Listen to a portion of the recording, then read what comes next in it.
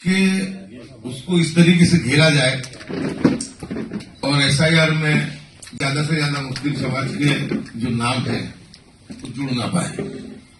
लेकिन अल्हम्दुलिल्लाह उम्मत मुस्लिमा ने वो काम करके दिखाया, यहीं पर नहीं लेकिन उत्तर प्रदेश तक सारी जगह पे है कि किसी भी आदमी ने इतनी मुस्तैदी के साथ ये काम किया कि इनको मुखी खानी पड़ी कि हमारा तो जो मामला था आपको पता है कि इसको ये लोग आगे चल के एनआरसी के साथ भी जोड़ सकते हैं। तो जिम्मेदारी को समझते हुए तंजीमों ने काम किया, सामाजिक लोगों ने काम किया, पॉलिटिकल लोगों ने काम किया और बहुत अच्छे तरीके से ड्राफ्ट यादी आई, वहां तक हमारे नाम उसमें जुड़ गए। लेकिन जिस वक्त ड्राफ्ट यादी आई तो गुजरात ही नहीं, राजस्थान और उत्तर प्रदेश तक फासिस्ट लोगों में हड़कंप मच गया कि करने कुछ गए और हो गया कुछ। उसके बाद इस षड्यंत्र बनाया कि अब कैसे इसको मुश्किल हालात में डाला जाए, और उसकी शुरुआत करते हुए वो लोगों ने मैपिंग होने के बाद, डीपी होने के बाद, लोगों के नाम आए, ये लोग घर घर गए, सब कंप्लीट हो गया। उसके बाद भी आपने देखा कि गुजरात में जो 3 करोड़ 73 लाख लोगों को जो एनएलआईडी में रखा, उसमें से 40% लोगों को फिर से नोटिस दी गई। ठीक है, उस नोटिस का भी जवाब हम देंगे। लेकिन फॉर्म नंबर 7 का जो मामला था, क्योंकि एसआईआर की प्रक्रिया 14 जनवरी तक बहुत बेहतरीन अंदाज में चली, ड्राफ्ट यादी आई, वहां तक हमारी कोई शिकायत नहीं थी।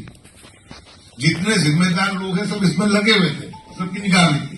पूरा मामला जो गड़बड़ाया है वो 15 जनवरी से लेकर के 18 जनवरी तक जो 14 लाख के करीब फॉर्म 7 इन्होंने भरे, वो किसी एक दिन में नहीं भरे गए, उसकी पूर्व तैयारी थी।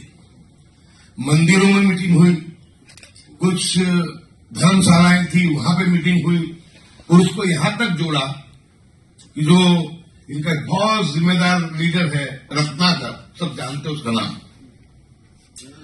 जनरल सेक्रेटरी उनका रत्नाकर, ये पूरे साजिश का करता धरता रत्नाकर है। और उनको ये बताया कि अगर तुम ये काम को अंजाम दोगे और गुप्त रखोगे, ये बात बाहर नहीं जाएगी, तो तुम स्वर्ग में जाओगे। अभी तक तो ये एलिगेशन हमारे पे होते थे, अब इन्होंने स्वर्ग का वादा इस बात के लिए कर दिया। इलेक्शन कमीशन शामिल है, वो क्यों शामिल है कि हम इमरान भाई हो, जुनेद भाई हो, इकबाल शेख साहब हो, या कोई भी दूसरे दिए, शमशाद खान साहब हो, कि हम फॉर्म मांगने जाते हैं इलेक्शन कमीशन ऑफिस में, आरटीआर के पास फॉर्म नंबर 6, 7, 8, तो हमको 10, 20, 50, 100 फॉर्म दिए जाते हैं। 14 लाख फॉर्म 7 नंबर के गए, तो क्या इलेक्शन कमीशन इससे अजान था? मालूम थी, उसकी मिली हुई है। 14 नंबर के 7 नंबर के फॉर्म एक साथ में बहुत गुप्त तरीके से, इनके पास पेज प्रमुख है, पेज प्रमुख के माध्यम से एक सॉफ्टवेयर से शेख, सैयद, पठान जो अपनी अटक है, तो नाम ढूंढ के इन्होंने फॉर्म सब भर के सबमिट तैयार रख दिए। फिर एक साथ इलेक्शन कमीशन की मिली जुली के साथ इन्होंने इसको जमा करवा दिया। अब बात लगभग 17 तारीख की है।